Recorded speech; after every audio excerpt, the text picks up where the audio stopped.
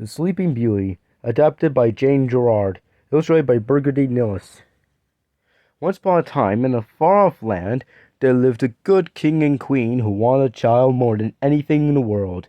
After many wishful years, the queen at last gave birth to a beautiful daughter, and the whole land joined in the parents' happiness. The king invited all the people in the kingdom to a great party, and the queen asked 7 fairies to be the baby girl's godmothers. The fairies were all invited to the party. Each fairy was to give the new princess a magical gift. The 7 fairies sat at a fine table. Each place at the table was set with golden plates and cups decorated with diamonds and rubies. But there was another fairy, a very old fairy, and Queen of Forgotten Fairy, who looked nothing like a fairy, whom Gold and Queen had forgotten to invite.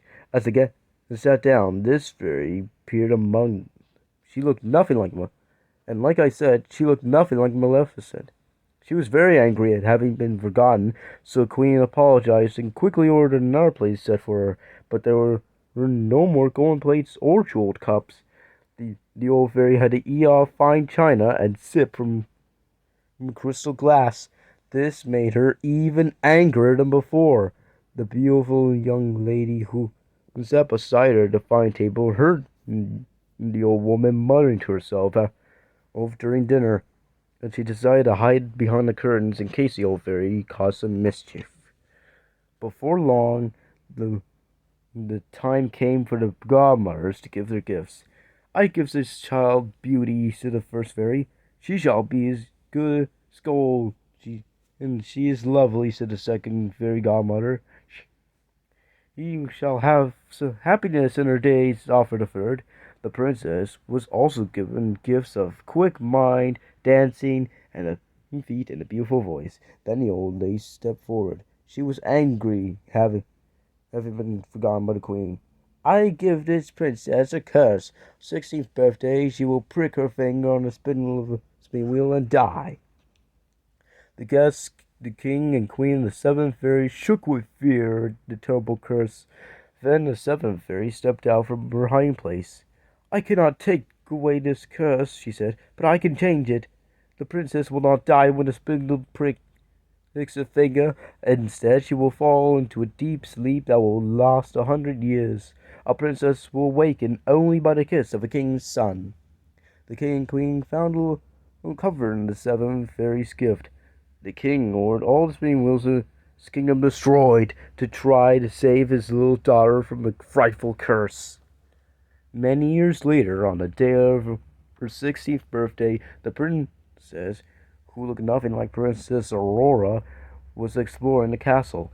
At the top of the tallest tower, she came upon a little room where an old woman sat spinning thread. The princess, who had never seen anyone spin before, asked the old woman what she was doing. "I'm spinning, my dear," replied the woman. "How clever," said the girl. "Please let me try." The princess sat down at the spinning wheel to try it for herself. But as soon as she started to spin, she pricked her finger on the spindle and once fell into a deep sleep. No one in the kingdom could wake the sleeping beauty. Roll credits! It's, sorry. So they dressed her in a fine white gown and laid her in a royal bed. When the 7th fairy heard that the curse had come to pass, she flew to the kingdom. She knew that the princess would be frightened to wake up among strangers, so she touched everybody in the kingdom with her magic wand. The fairy touched all the servants and the king and queen. She even touched the princess's little dog. Everyone she touched fell fast asleep and would not waken until the princess's eyes opened. Last of all, she grew a magical forest of thorny trees around the castle to protect it. Then everything was still for 100 years. As the years passed, people forgot the castle hid in the woods. Then one day, a young prince was out riding over the hills. He noticed a tower rising above the trees. "Who is that castle I see in the woods?" he asked the people he met, but no one knew. Finally, a very old man told the prince a tale that his father told him about the hidden castle. It was the story of the Sleeping Beauty. The princess grew very excited upon hearing this tale and decided to rescue the beautiful princess. He was ready to cut his way through the thorny forest to reach her, but the trees parted magically to make a path for him. A path right to the castle door. The prince bravely entered the castle. Everywhere he looked, he saw people sleeping soundly. The cook snored loudly in the kitchen, maids slept upon their brooms, and the king dreamed on his throne. The prince searched through the entire enchanted castle before he found the princess, lying in her bed of gold and silver. At the sight of her, he leaned down and kissed her cheek. The princess opened her eyes. When she saw the handsome young man, she smiled and asked, "Is it you, my prince?" The prince was charmed at the sound of her voice, and told her that indeed he had come to save her. Then he told her that he loved her already, he, for he had dreamed of this meeting.